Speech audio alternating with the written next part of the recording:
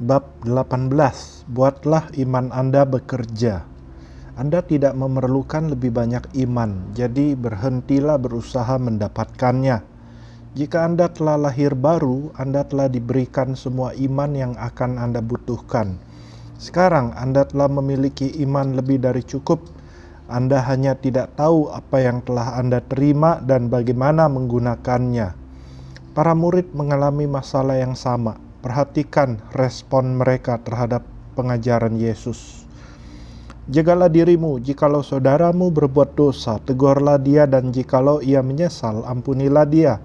Bahkan jikalau ia berbuat dosa terhadap engkau 7 kali sehari dan 7 kali ia kembali kepadamu dan berkata, "Aku menyesal," engkau harus mengampuni dia.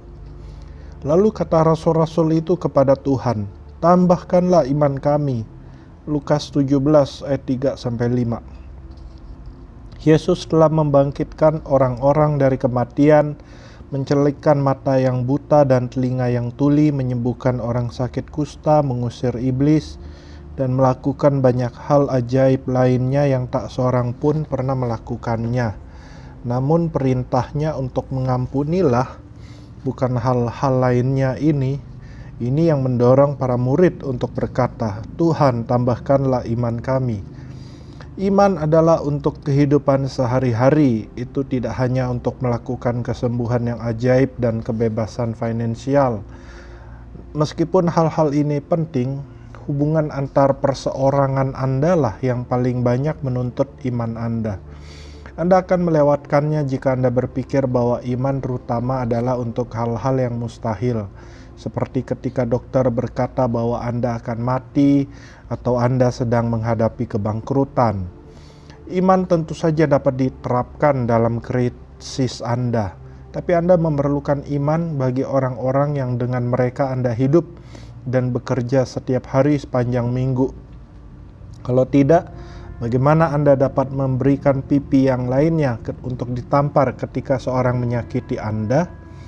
Dibutuhkan iman untuk selalu mengasihi tanpa syarat dan mengampuni rekan kerja, suami istri, anak-anak, orang tua, dan tetangga Anda. Para murid sangat tertegun oleh perintah Yesus untuk mengampuni sampai 7 kali dalam sehari, sehingga mereka berseru, "Tuhan, tambahkanlah iman kami." Iman yang lebih dari cukup.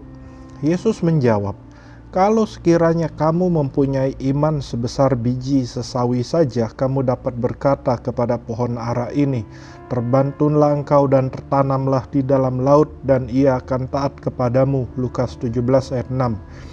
Dalam hal ini tampaknya Yesus seolah-olah tidak benar-benar menjawab pertanyaan mereka. Mereka telah bertanya, "Tambahkan iman kami," dan ia menjawab, "Sekiranya kamu mempunyai iman sebesar biji sesawi saja, kamu dapat melakukannya." Yang sebenarnya dikatakan Tuhan kepada mereka adalah, "Teman, kau tidak membutuhkan lebih banyak iman. Kau tidak memiliki masalah iman. Kau hanya tidak menggunakan iman yang telah kau miliki." Biji sesawi adalah salah satu biji terkecil yang ada. Itu sangat kecil sekali, sehingga ketika Anda memegangnya di antara ibu jari dan jari telunjuk Anda, sulit untuk dikatakan bahwa Anda sedang memegang sesuatu. Yesus berkata, "Jika imanmu hanya sebesar ini, seukuran sebuah biji sesawi, kamu dapat menyuruh pohon ini untuk terbantun ke dalam laut dan itu akan taat kepadamu."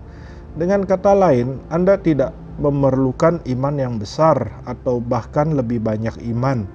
Anda hanya perlu belajar bagaimana menggunakan iman yang telah Anda miliki. Kebanyakan orang Kristen tidak memiliki konsep ini hari ini. Mereka percaya iman bekerja, tapi berpikir bahwa iman mereka tidak cukup. Itu adalah penipuan dari iblis. Setan telah membutakan kita terhadap apa yang telah kita miliki. Anda telah memiliki iman dalam jumlah dan kualitas yang sama seperti yang Yesus miliki ketika ia berjalan di muka bumi ini. Itu ada di dalam setiap orang percaya yang telah lahir baru. Setan berbohong kepada orang-orang Kristen untuk menjauhkan mereka dari pengertian ini. Mereka percaya iman bekerja, tapi mereka tidak memiliki cukup. Mereka berpikir itu datang dan pergi, terkadang kuat, terkadang lemah. Sepertinya mereka tidak dapat mempertahankannya, tidak dapat memegangnya, dan tidak dapat mengendalikannya karena itu tidak nyata. Itu adalah sikap yang sama sekali salah tentang iman. Anda memiliki sekarang ini iman lebih dari cukup. Anda harus perlu menggunakannya. Hamba yang disebut iman. Kemudian di ayat 7-10, Yesus dengan segera memberitahukan sebuah perumpamaan untuk menjelaskan artinya. Jika Anda mengerti bahwa Anda telah memiliki iman dan Anda perlu menggunakan apa yang telah Anda miliki, maka perumpamaan ini masuk akal. Jika Anda mencoba menerapkannya dengan cara lain, perumpamaan ini tidak masuk akal.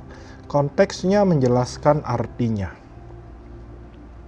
Siapa di antara kamu yang mempunyai seorang hamba yang membajak atau menggembalakan ternak baginya, akan berkata kepada hamba itu setelah ia pulang dari ladang, "Mari segera makan." Bukankah sebaliknya ia akan berkata kepada hamba itu, "Sediakanlah makananku, ikatlah pinggangmu dan layanilah aku sampai selesai aku makan dan minum. Dan sesudah itu engkau boleh makan dan minum." Adakah ia berterima kasih kepada hamba itu karena hamba itu telah melakukan apa yang ditugaskan kepadanya? Demikian jugalah kamu. Apabila kamu telah melakukan segala sesuatu yang ditugaskan kepadamu, hendaklah kamu berkata, "Kami adalah hamba-hamba yang tidak berguna. Kami hanya melakukan apa yang kami harus lakukan." Lukas 17 ayat 7-10. Yesus sedang berkata, kau harus menggunakan iman yang telah kau miliki, bahkan jika itu hanyalah sebesar biji sesawi. Itu sudah cukup untuk membuat sebuah pohon terbantun ke dalam laut. Kau akan membuat hambamu bekerja jika kau memilikinya, bukan? Kau telah memiliki iman. Sekarang buatlah iman itu bekerja. Kehambaan dan perbudakan adalah bagian kehidupan sehari-hari di zaman Yesus. Jika Anda memiliki seorang budak, Anda mengharapkan mereka untuk melayani Anda. Tidak peduli apakah mereka lelah atau baru saja tiba di rumah setelah bekerja sepanjang hari di ladang. Jika itu adalah waktunya makan malam, Anda mengharapkan mereka melayani Anda untuk makan. Waktu makan mereka adalah setelah Anda selesai dan puas. Mereka tidak makan dengan Anda, dan mereka sudah pasti tidak makan sebelum Anda. Anda adalah tuannya. Dalam pola pikir dewasa ini yang mudah tersinggung, perasa dan politis, kebanyakan orang akan berkata, "Wah, kau seharusnya tidak memperlakukan seorang pelayan seperti itu." Tapi di zaman ketika Yesus mengatakan perumpamaan ini, para hamba dan budak tidak dimanjakan. Mereka dipakai. Anda tidak bisa membiarkan mereka berbaring saja dan tidak melakukan apapun sepanjang hari karena Anda tidak ingin mengganggu mereka. Anda juga tidak akan bersikap baik dan lembut kepada mereka. Anda memerintahkan mereka untuk mengurus semua kebutuhan Anda sebelum kebutuhan mereka. Anda tidak harus bersikap kejam dan jahat, tapi sebagai tuan mereka, Anda tentu saja memberi mereka perintah. Jika Anda memiliki seorang budak, Anda akan membuat mereka bekerja. Iman harus dibuat bekerja, bukan dimanjakan. Jika Anda tidak memakai iman Anda, itu seperti membiarkan budak Anda duduk di sofa dan tidak mengerjakan apapun selain menyaksikan televisi sepanjang hari. Sebagai ganti, semakin kuat dan semakin efisien karena dipekerjakan, otot-otot mereka semakin lemah dan kemampuan mereka semakin tumpul. Anda belum membuatnya bekerja, Anda tidak memakainya. Mulailah membuat iman Anda bekerja seperti seorang tuan mempekerjakan seorang budak. Persoalannya bukanlah apakah Anda memiliki budak atau tidak. Persoalannya adalah Anda tidak menggunakan apa yang telah Anda miliki. Pemberian Allah. Kebanyakan orang percaya mengabaikan iman yang telah mereka miliki. Jika saya mulai memberi Anda beberapa kesaksian tentang apa yang telah dicapai oleh iman, yang mati dibangkitkan, yang buta dicelikan, dan yang tuli mendengar, penyediaan terjadi secara ajaib, Anda akan berkata, "Puji Tuhan, saya percaya hal-hal itu terjadi." Jika kita berada di sebuah ibadah di mana seorang mati dan saya bertanya, berapa banyak yang percaya Tuhan dapat membangkitkan orang ini dari kematian? Anda akan sepakat dengan saya bahwa itu dapat dilakukan. Tapi jika saya bertanya, berapa banyak dari Anda percaya jika saya berdoa, orang ini akan bangkit dari kematian? Anda akan terus sepakat dengan saya sepenuhnya. Bahkan Anda mungkin akan maju ke depan agar Anda dapat melihat mujizat ini terjadi. Tapi saya akan kehilangan dukungan mayoritas orang ketika saya berkata, baiklah, jika Anda mempercayainya, berdoalah untuk mereka. Tiba-tiba pengharapan Anda akan berubah menjadi ketakutan. Mengapa? Karena jika Anda seperti kebanyakan orang, Anda tidak percaya iman Anda cukup. Anda tidak ragu bahwa iman bekerja. Anda hanya tidak percaya bahwa Anda memiliki jumlah dan kualitas iman yang Anda butuhkan. Saya bisa saja membuat banyak orang Kristen berkata, saya hanya memerlukan lebih banyak iman, dan membuat mereka berdoa, oh Tuhan berikan saya lebih banyak iman. Tapi itu akan melanggar segala sesuatu yang telah kita lihat dalam firman Tuhan sejauh ini. Anda telah memiliki iman, Anda telah memiliki kuasa yang sama yang membangkitkan Yesus Kristus dari antara orang mati yang tinggal di dalam diri Anda. Anda tidak memiliki masalah iman, Anda memiliki masalah pengetahuan. Anda tidak tahu apa yang Anda miliki atau hukum-hukum yang menentukan cara kerjanya. Sebab oleh kasih karunia kamu diselamatkan oleh iman. Itu bukan hasil usahamu, tetapi pemberian Allah. Itu bukan hasil pekerjaanmu. Jangan ada orang yang memegahkan diri. Efesus 2 ayat 8 dan 9. Ayat ini paling sedikit dapat ditafsirkan dengan dua cara berbeda.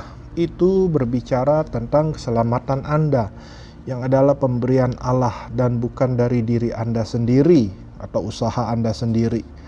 Namun itu juga dapat berarti iman yang sebenarnya Anda pakai untuk menerima keselamatan. Iman itu juga bukan dari diri Anda, tapi pemberian Allah. Dapatkah Anda mengerti?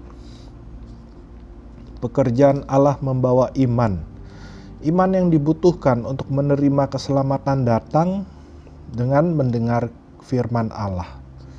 Tetapi bagaimana mereka dapat berseru kepadanya jika mereka tidak percaya kepada Dia? Bagaimana mereka dapat percaya kepada Dia jika mereka tidak mendengar tentang Dia? Bagaimana mereka mendengar tentang Dia jika tidak ada yang memberitakannya? Dan bagaimana mereka dapat memberitakannya jika mereka tidak diutus? Seperti ada tertulis, betapa indahnya kedatangan mereka yang membawa kabar baik. Tetapi tidak semua orang telah menerima kabar baik itu. Yesaya sendiri berkata, Tuhan, siapakah yang percaya kepada pemberitaan kami? Jadi iman timbul dari pendengaran, dan pendengaran oleh firman Kristus. Roma 10 ayat 14-17. Anda tidak bisa percaya kecuali Anda mendengar firman Allah. Firman Allah membawa iman. Setiap firman yang keluar dari mulut Anda adalah sebuah wadah. Saya dapat mengatakan hal-hal yang membangun dan mendorong Anda. Saya bahkan dapat membuat Anda menangis karena sukacita melalui ucapan selamat dan pujian kepada Anda. Namun saya juga dapat mengatakan berbagai hal yang dapat membuat Anda menangis dan berkecil hati. Saya dapat membuat Anda menangis karena sedih, terluka, menderita, dan marah. Kata-kata sangat berkuasa. Kata-kata dapat berisi iman atau ketidakpercayaan. Firman Allah penuh dengan iman. Allah sendiri adalah pribadi yang penuh iman. Dan firman yang Ia perkatakan dipenuhi iman. Mereka adalah wadah-wadah kecil berisi iman Allah sendiri. Anda tidak dapat percaya kepada Allah untuk keselamatan tanpa terlebih dahulu membuat firman Allah membawa imannya kepada Anda. Benar-benar dibutuhkan iman yang supernatural untuk dilahirkan kembali. Karena itu, Anda memang memiliki iman supernatural Allah di dalam diri Anda, dan itu tidak datang dan pergi. Allah tidak menyesali karunia dan panggilan yang Ia berikan. Roma 11 ayat 29. Kita hanya tidak menggunakan apa yang kita miliki, terutama karena kita tidak tahu apa yang kita miliki. Bab 19, Iman Supernatural. Gereja di mana saya bertumbuh menggunakan beberapa contoh untuk menjelaskan bagaimana setiap orang memiliki iman.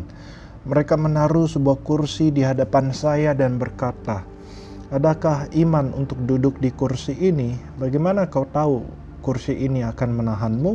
Mereka akan berkata, iman adalah berkendara melewati persimpangan jalan ketika lampu lalu lintas berwarna hijau.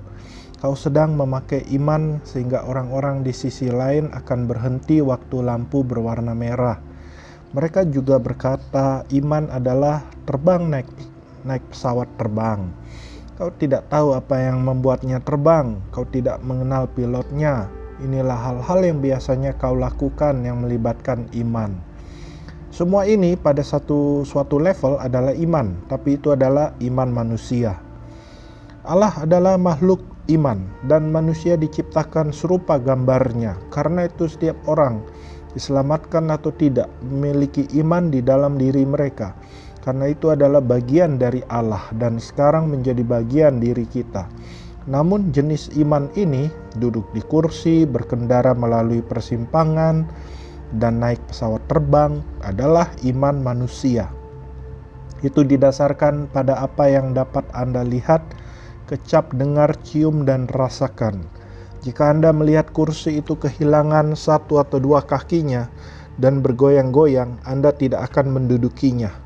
Jika Anda mendengar dengkingan logam dan mencium bau asap yang berasal dari arah sayap pesawat, Anda tidak akan naik pesawat itu. Demikian juga Anda tidak akan melewati lampu hijau jika Anda melihat seseorang dari arah lain melaju ke arah persimpangan dengan kecepatan tinggi. Indera pengetahuan, apa yang dapat Anda lihat, kecap, dengar, cium, dan rasakan, mempengaruhi iman manusia. Namun untuk menerima keselamatan, Anda harus percaya kepada hal-hal yang tidak dapat dilihat oleh indera alamiah Anda. Anda tidak pernah melihat Allah atau iblis, Anda tidak pernah melihat surga atau neraka, dan Anda belum pernah melihat dosa. Anda telah melihat orang-orang berbuat dosa, tapi sebenarnya dosa itu terlihat seperti apa? Anda tidak dapat melihat dosa, dan Anda tidak dapat melihat ketika dosa diampuni. Namun Anda harus percaya pada hal-hal yang tidak kelihatan dan tidak nyata ini. Satu-satunya jalan Anda dapat melakukan ini adalah dengan iman jenis Allah yang supernatural. Iman Allah. Jenis iman Allah tidaklah terbatas pada berbagai jenis bukti fisik. Ia berfirman dan mengakui segala sesuatu sebelum ada manifestasi apapun yang terlihat. Seperti ada tertulis, "Engkau telah kutetapkan menjadi bapa banyak bangsa." Di hadapan Allah yang kepadanya ia percaya, yaitu Allah yang menghidupkan orang mati dan yang menjadikan dengan firman-Nya apa yang tidak ada menjadi ada. Roma 4 ayat 17.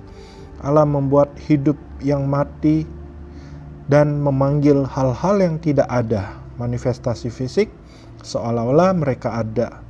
Dalam contoh ini, Allah memanggil Abram, dalam kurung pangeran Abraham, bapak banyak bangsa, bahkan sebelum ia memiliki anak pertamanya. Itulah iman jenis Allah. Allah menciptakan langit dan bumi. Ia berkata, "Jadilah terang," dan terang itu jadi. Kejadian 1 ayat 3. Kemudian hari-hari selanjutnya ia menciptakan matahari, bulan, dan bintang-bintang. Saya tidak yakin bagaimana semua ini terjadi, tapi firman dengan jelas mencatat bahwa Allah menciptakan terang bahkan sebelum ada apapun. Iman Allah tidak terbatas seperti iman manusia. Menerima keselamatan adalah seperti duduk di sebuah kursi yang tidak dapat Anda lihat. Iman manusia tidak dapat melakukan itu. Anda tidak akan menempatkan diri Anda pada posisi jatuh dan terluka jika Anda tidak dapat melihat atau merasakan sesuatu. Namun Anda percaya kepada Allah yang tidak dapat Anda lihat atau rasakan secara fisik untuk pengampunan dosa, yang tidak dapat Anda lihat atau rasakan secara fisik. Bagaimana Anda melakukan ini? Dengan menggunakan iman Allah yang supernatural. Baik keselamatan maupun iman untuk menerimanya adalah pemberian Allah. Efesus 2 ayat 8 dan 9. Firman Allah berisi imannya. Itulah sebabnya Anda harus mendengarnya untuk dapat dilahirkan kembali. Karena kamu telah dilahirkan kembali, bukan dari benih yang fana, tapi dari benih yang tidak fana, oleh firman Allah yang hidup dan yang kekal. 1 Petrus 1 ayat 23. Firman Allah berisi iman yang dibutuhkan untuk percaya bahwa Allah menjadi manusia, menjalani hidup yang sempurna dan menanggung hukuman kita dalam kematiannya. Dibutuhkan iman Allah yang supernatural untuk percaya bahwa Yesus dibangkitkan dan dosa-dosa Anda sekarang telah diampuni. Anda tidak dapat percaya hal-hal ini dengan iman manusia belaka. Firman Tuhanlah yang membawa iman ini kepada Anda. Anda menggunakan iman Allah yang supernatural, bukan hanya iman manusia untuk menerima keselamatan. Itu adalah sebuah pemberian yang datang ketika Anda menerima firman-Nya.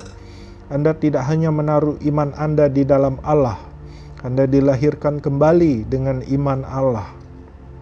Sebagai orang berdosa, kita sangat miskin sehingga kita tidak dapat menyelamatkan diri kita sendiri, atau bahkan untuk percaya bahwa dosa-dosa kita telah diampuni. Kabar baik Allah, Injil, harus datang kepada kita sehingga kita dapat menerima iman supernaturalnya yang ada di dalamnya dan menggunakannya untuk keselamatan. Iman Kristus. Anda menggunakan iman Yesus Kristus untuk dibenarkan. Kamu tahu bahwa tidak seorang pun yang dibenarkan oleh karena melakukan hukum Taurat, tapi hanya oleh karena iman dalam Kristus Yesus. Sebab itu kami pun telah percaya kepada Kristus Yesus supaya kami dibenarkan oleh karena iman dalam Kristus dan bukan oleh karena melakukan hukum Taurat. Sebab tidak ada seorang pun yang dibenarkan oleh karena melakukan hukum Taurat. Galatia 2 ayat 16. Anda menaruh iman dalam apa yang telah Yesus lakukan, tapi Anda menggunakan iman Kristus untuk dibenarkan. Setelah Anda dilahirkan kembali, Anda juga hidup oleh iman anak Allah. Namun aku hidup, tetapi bukan lagi aku sendiri yang hidup, melainkan Kristus yang hidup di dalam aku. Dan hidupku yang kuhidupi sekarang di dalam daging adalah hidup oleh iman dari anak Allah yang telah mengasihi aku dan menyerahkan dirinya untuk aku. Galatia 2 ayat 20. Saya tahu bahwa terjemahan lain mengatakan aku hidup oleh iman di dalam anak Allah. Tapi kesimpulan saya setelah banyak penelitian, terjemahan yang akurat adalah aku hidup oleh iman dari anak Allah. Jadi Anda dibenarkan, dalam kurung dibuat menjadi benar, lahir baru, lahir kembali oleh iman Kristus, dan sekarang hidup oleh iman dari anak Allah. Galatia 2 ayat 16 dan 20 King James Version. Ini sangat penting. Anda telah dilahirkan kembali dan sekarang hidup oleh iman supernatural Allah sendiri. Itulah sebabnya Yesus berkata, kamu tidak memerlukan lebih banyak iman, kamu hanya perlu belajar bagaimana membuat apa yang telah kau miliki itu untuk bekerja. Iman yang kau miliki cukup untuk melihat sebuah pohon ara tercabut dan terbantun ke dalam laut. Gunakan apa yang telah kau miliki. Lukas 17 ayat 6 sampai 10. Melakukan apa yang Yesus lakukan. Karena iman yang dengannya kita telah dilahirkan kembali dan sekarang hidup dengannya adalah iman supernatural anak Allah sendiri, itu memiliki potensi untuk melakukan apapun yang Yesus lakukan.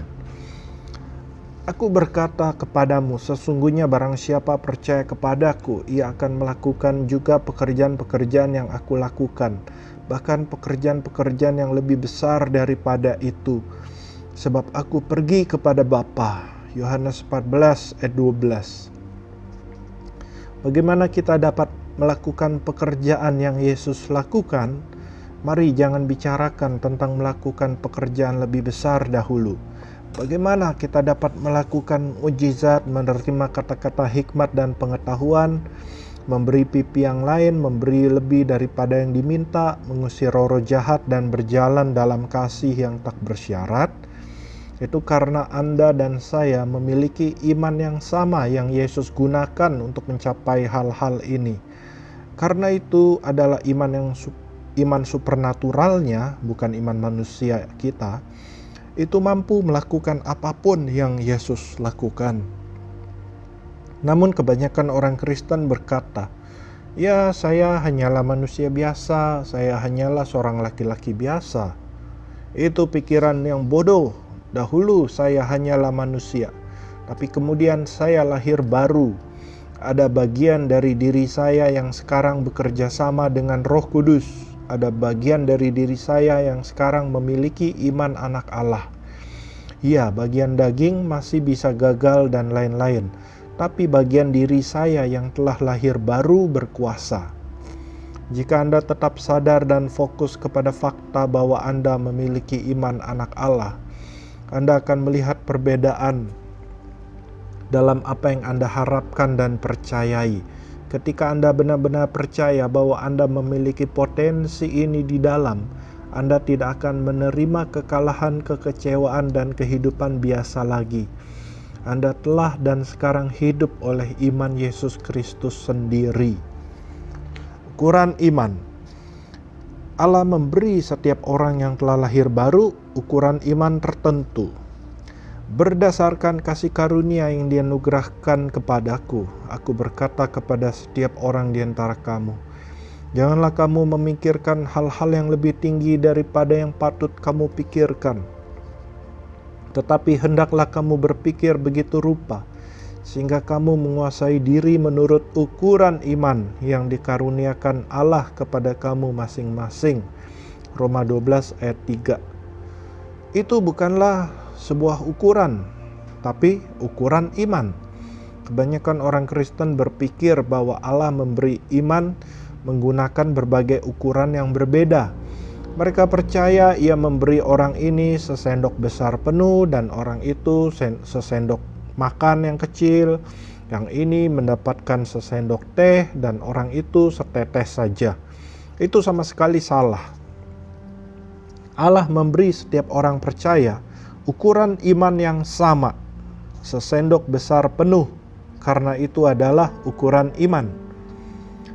Reinhard Bonnke, seorang Jerman yang sangat kuat, penginjil kesembuhan kelas dunia yang telah berkhotbah kepada lebih dari 1 juta orang setiap kali di Afrika, pernah diwawancara di televisi.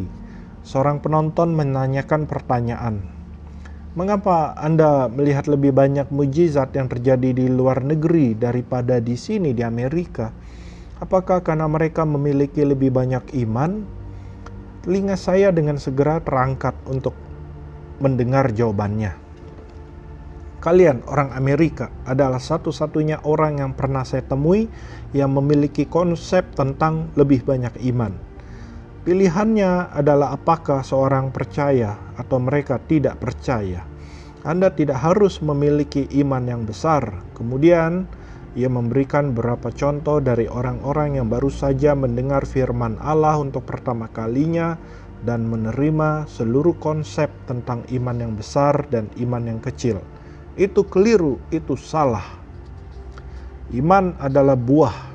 Anda mungkin bertanya-tanya, tapi bagaimana tentang perwira di Matius 8 ketika Tuhan mendengar apa yang ia katakan?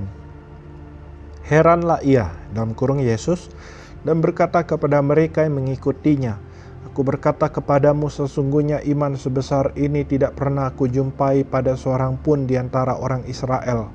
Matius 8 ayat 10. Berapa orang merujuk itu dan berkata, di sini ada ayat yang bisa dicontoh. Yesus berkata bahwa ia memiliki iman sebesar ini. Ada beberapa hal yang terlibat di sini. Ini adalah sebelum perjanjian baru dan kelahiran baru. Dalam kurung, perjanjian baru secara teknis belum berlaku sampai pekerjaan penebusan Yesus selesai. Di bawah perjanjian lama sebelum salib, orang-orang menaruh iman manusia mereka dalam janji Allah. Saya tidak berkata bahwa mereka tidak memiliki iman, tapi itu berbeda dengan cara orang-orang percaya perjanjian baru setelah kebangkitan memiliki iman. Melalui kelahiran barulah Anda menerima roh kelahiran baru. Di sanalah sifat dasar baru Anda dan iman Kristus terletak. Orang-orang perjanjian lama tidak memiliki akses kepada ini. Dan juga iman adalah buah roh. Tetapi buah roh ialah kasih, sukacita, damai sejahtera, kesabaran, kemurahan, kebaikan, kesetiaan. Dalam kurung, dalam Alkitab terjemahan bahasa Inggris, kesetiaan itu ditulis faith atau iman. Galatia 5 ayat 22. Orang-orang kudus perjanjian lama tidak memiliki hadirat Roh Kudus yang tinggal di dalam diri mereka. Ia turun ke atas mereka sekali-kali, tapi ia tidak tinggal di dalam mereka seperti sekarang dengan orang-orang percaya perjanjian baru. Jadi itu adalah cara yang berbeda bagi mereka. Dalam kurung, perwira itu dan lainnya yang seperti dia, untuk percaya kepada Allah sebelum kematian Yesus bagi dosa-dosa kita, bangkit dari kematian, dan orang-orang dilahirkan kembali. Bahkan setelah kelahiran baru, beberapa orang percaya memanifestasikan iman yang besar dan yang lain memanifestasikan iman yang sangat kecil jika ada. Tapi sangat tidak akurat untuk berkata bahwa beberapa orang Kristen memiliki iman yang besar dan yang lainnya memiliki iman yang kecil. Banyak orang hanya menggunakan sebagian kecil dari iman yang telah Allah berikan kepada mereka. Tapi kebenarannya adalah setiap orang percaya yang telah lahir baru memiliki ukuran iman yang sama. Iman dalam anak Allah, Roma 12 ayat 3, Galatia 2 ayat 20. Mengakui apa yang Anda miliki. Anda tidak memiliki masalah iman. Anda memiliki masalah pengetahuan. Untuk melihat iman Anda bekerja, Anda perlu mengerti dan mengakui apa yang Anda miliki.